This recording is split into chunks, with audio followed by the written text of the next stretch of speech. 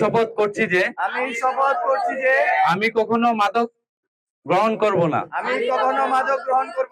মাদককে না বলবো। মাদক মুক্ত সমাজ গঠনে সচেষ্ট থাকবো। এবং আমি কখনো বাল্য বিবাহ করিব না, বাল্য বিবাহ হতেও দিব না। আমি নিজে শিক্ষা গ্রহণ করব এবং অন্যকে উৎসাহ দিব। আমি প্রতিজ্ঞা করছি যে এসবি রক্তদান সমাজ কল্যাণ ফাউন্ডেশন এর সংস্পর্শে থেকে আমি নিজের জীবনকে গর্ব সঠিক পথে এবং আমার পরিবার ও সমাজকে মাদক ও বাল্য বিবাহের অভিশাপ থেকে মুক্ত রাখতে কাজ করব। সবাইকে ধন্যবাদ।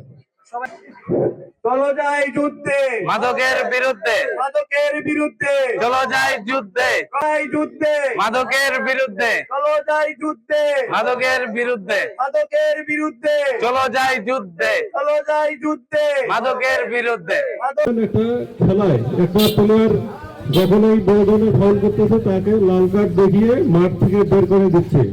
তা আমাদেরও কাজ হবে সমাজে মাদক সেবী এবং মাদক ব্যবসায়ীদেরকে লাল কার্ড দেখিয়ে সমাজ থেকে বের করে দেওয়া, অথবা আমাদের আইনের আওতায় তাদেরকে নিয়ে আসা।